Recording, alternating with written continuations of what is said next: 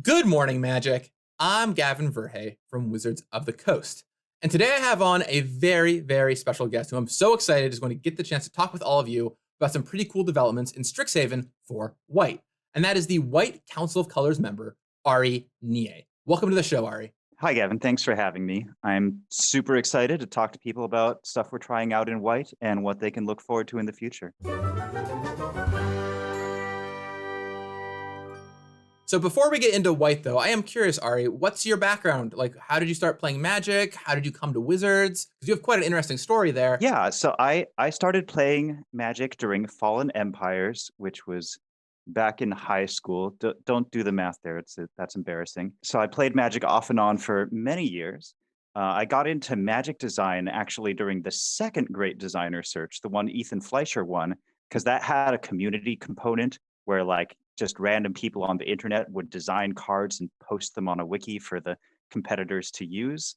So I got really, really into that and designed a bunch of cards for Ethan and for Sean Main and Scott Van Essen and people like that. And that just kind of caught the Magic design bug. Afterwards, I co-founded a blog called Goblin Artisans to keep writing about Magic design. And then I entered the next Great Designer Search and I won it. Nowadays, I work in initial design, that is exploratory and vision design, though I'm also on set design teams pretty often.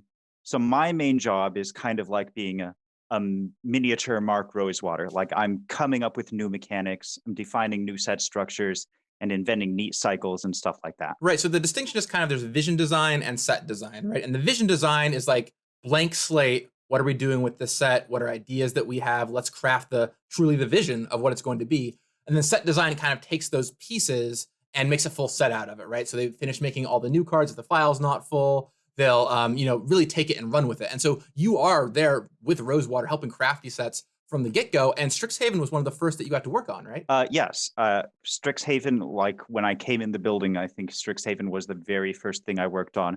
Though I've worked on some other things that came out before then. Like I worked on Kaldheim as well. I worked on M21 in set design. But Strixhaven, I was there from most of exploratory design and vision and even 1 month of set design later on. Now, before we get too deep into talking about the sets, I do want to talk about the Council of Colors, right? This is something that you hear sometimes, this mysterious Council of Colors where it helps work on the color pie. I think a lot of people hear that term, but they don't really know what it is or what it means or how it works exactly. So why don't you tell us about that, Ari? Yeah, so the Council of Colors is an advisory council that sort of informs the rest of the studio about the color pie. What we do is we will go through the sets and we'll look at cards of our colors. So I look at all the white cards and also all the gold cards that have white in them, and we discuss any bends and breaks. And we also make changes to the color pie.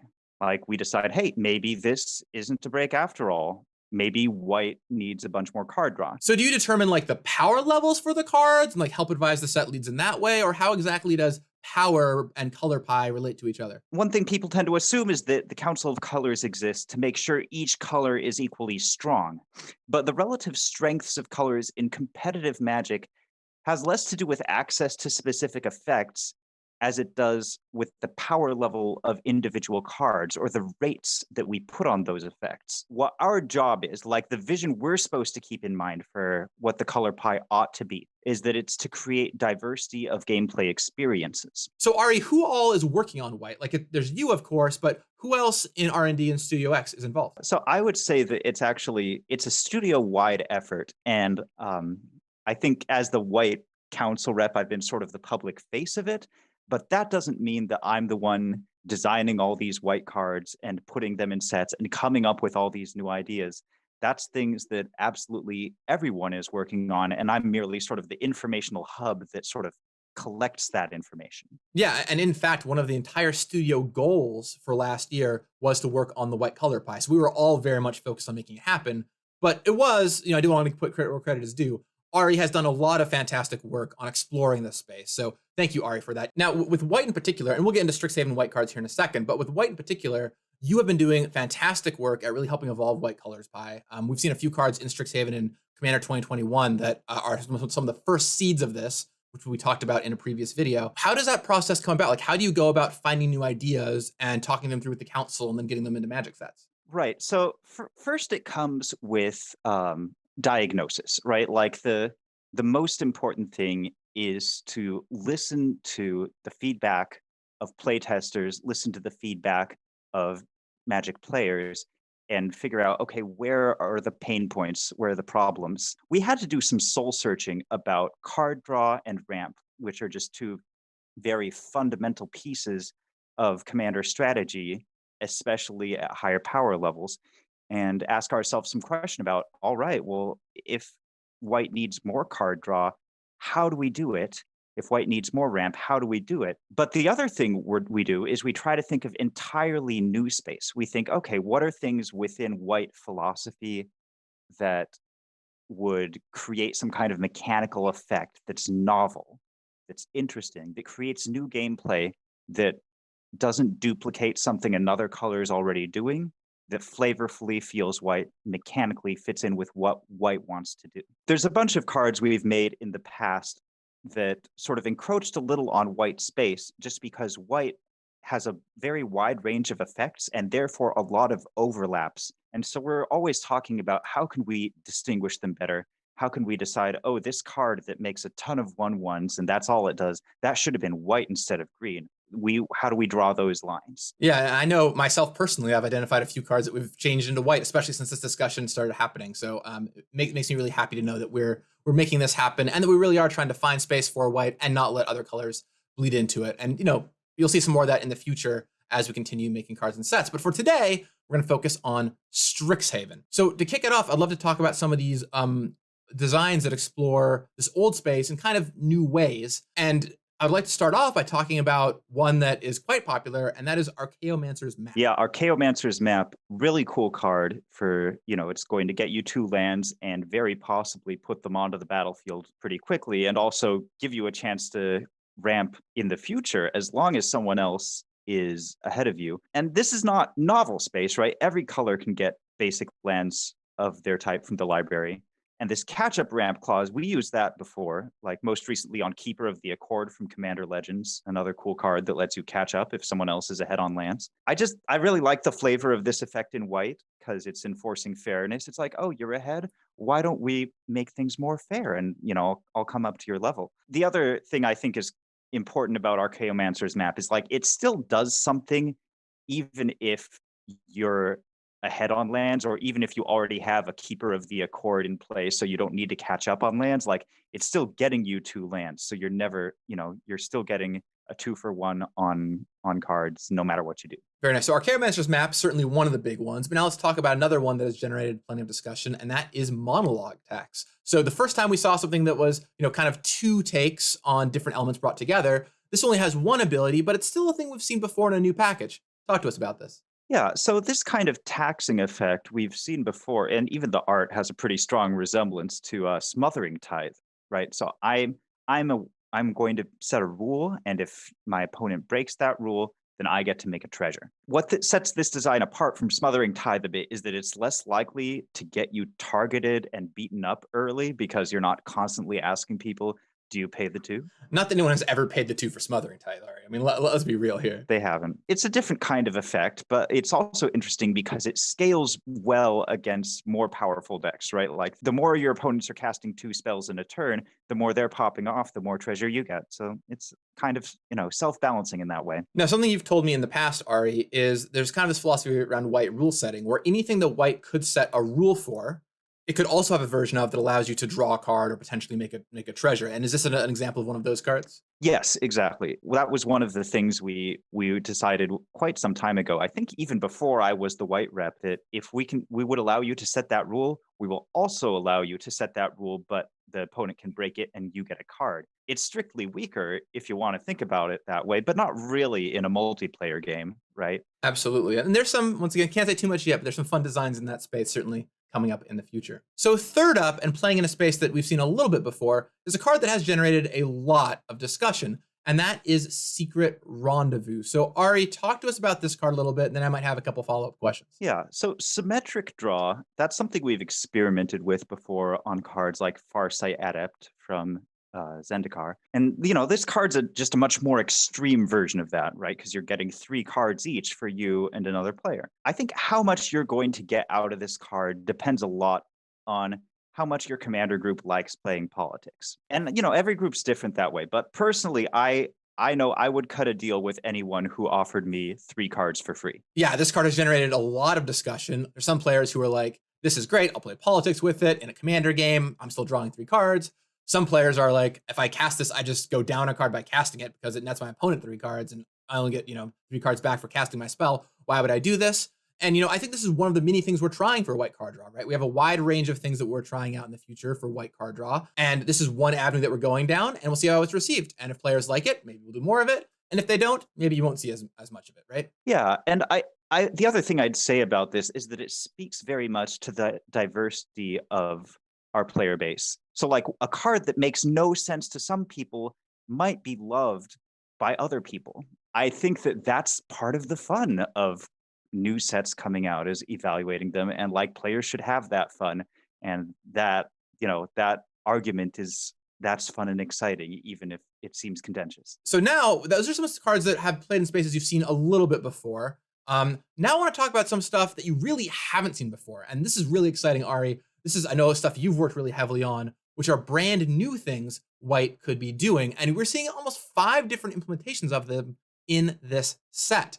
So why don't we kick it off with Elite Spellbinder? Yeah, so I'm so excited about this card. So this is a completely new form of taxing, right? It's like, can I go into my opponent's hand and say, all right, I am picking a card, and this card I chose costs you 2 mana more permanently, right? That's really cool to me, because it's very novel and it's interactive in a new way. So my highest priority is to make White more fun to play, and I think that this card is definitely going to accomplish that. It's going to make some waves and change the way people play White, give them fun gameplay decisions to make. Now, this is more of a constructed aim card, right? And it really fills an awesome role there of you cast it down, you maybe take the Wrath out of their hand or their Sweeper, and your white aggro deck gets a little bit ahead. Or in a tempo-y style gameplay, right? If you're playing like a blue-white tempo deck, you can delay them by a couple turns. But it's not out of the range. We could see some commander versions of this in the future as well, I would imagine. All right, so now let's move on to another card, and that is the Professor of Symbology. Yeah, so basically, since I started on the Council of Colors, one of the areas that I was pushing really hard for was giving White more card draw. Professor of Symbology is an extremely direct form of card advantage on a small creature, right? You're casting a 2/1 for 2, which, that's nothing to write home about, but it is putting a card straight into your hand. I think this is new space, which is very appropriate for White. As the strongest small creature color, it should get card advantage through its small creatures in various ways. Well, very cool. That's Professor of Symbology. Now let's talk about a little legend who has caused a lot of discussion, and that is Lochiel. This has kind of a new template on it for white card draw. Talk to me about this. Yeah, so Lochiel draws a card when you get an artifact creature entering the battlefield. And so that's just rewarding White for doing a White thing with straight up card draw, which we haven't done a whole lot of in the past. We've printed very few cards that do that. And lots of people are curious about the once per turn trigger. It lets us print this without a mana gate, like Mentor of the Meek has, right? Suppose this had no mana gate and it functions as many times per turn as you want.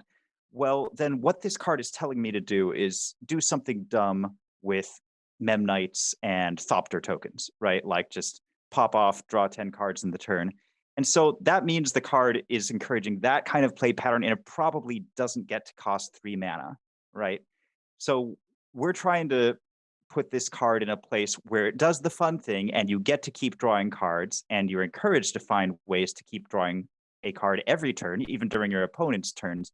But it's not just find an infinite combo. Well, very cool. And yeah, we're definitely experimenting more with this space in the future. So stay tuned, I suppose. On to another card. Let's talk about Mavinda. So Mavinda is the answer to the question, what kind of uniquely white card advantage can we find in a set that's all about instants and sorceries? So to answer that question, you have to find the aspect of those card types, instants and sorceries, that are specifically white, and approach from that angle. And one thing that white does much more than other colors is buff its own creatures with instants and sorceries, right, with combat tricks. And so what this card does is it lets you reuse all your combat tricks and protection spells, which is a super white way in a set that's, not hitting on specifically white themes, to find that kind of unique card advantage. Yeah, this is a card that definitely I know really excites me, and I think will be a really fun commander to try building around. And then finally, the fifth card in this category I want to talk about today is Milla. Talk to me about this card. Yeah, so as I was saying earlier, there was a card crafting presentation I gave sort of shortly after becoming the white rep, when I was like, okay, what are the white's biggest problems as a color, and what are the most important areas for color pie expansion? And one of the forms of card draw that I was like, this just should be white, was the card Shaper's Sanctuary, formerly a green card. And now we see it on a white creature. Well, this has been really cool, Ari. And in Strixhaven, we're really seeing some of the seeds for what you'll start to see more of in the future when it comes to white, and also just some things that we're trying out. Thank you for coming on and talking about it all with us. I really appreciate it. And thank you for all your hard work on the white color pie. Do you have any final thoughts or things you want to relay to everybody? Yeah, there's two things I want to say to people. The first is like, so maybe some of you don't find some of these cards appealing, and not every experiment we try is going to make every player happy. And that's totally okay. If we did play it safe and we only designed cards that we were 100% sure you were going to love, that would mean that we weren't pushing hard enough for novelty. And as we were saying before, the audience of Magic is pretty diverse in what they like, what their tastes are. So, every card we design is for someone, and we hope it finds that someone. The other thing I want to say is that changing fundamental things about the game, like the color pie, is like steering a really large boat. Right? It takes a really long time for cards to get from design to print. And that time lag means that from the player's perspective, it seems like we respond to feedback extremely slowly. There's not much we could do to change that, but we will be doing our best to stay open with communication so that you're being heard. That's awesome, Ari. And that's part of why I'm so happy to both have you on the show and also the previous video we worked on together about white, because even though we're working far in the future, that is one way to let all of you out there know the things that we are doing. So thank you for coming on today. And also what you said on the first category, it reminds me of when we were working on the red ways to draw cards. And we started off with cards like Act on Impulse, which is a card that not very strong as it turns out. 3 mana to exile your top 3 cards. And you can play them this turn, but that was a step. We were trying it out, and we're like, okay, well, this didn't quite get there, but players were interested in the effect. What else could we do? So now that we've seen the reactions to some of these cards, we can go back into the lab and see what we might want to do. Well, thank you once again, Ari. It was truly fantastic to have you, a literal great designer, on the show. If you have any comments for me or Ari, please leave them in the comments down below, and we will be sure to read them. I'll talk with you again soon. And in the meantime, may you have a lot of fun playing with white. You got this. The core dream is really to epic experiment for the largest number possible and get a lot of value off of it. And so we stuck with that and said, okay, the core dream is really to cast large spells. There's this one card, this big red spell that exiles a spell from your graveyard and then gives your creatures attack equal to its mana value, and then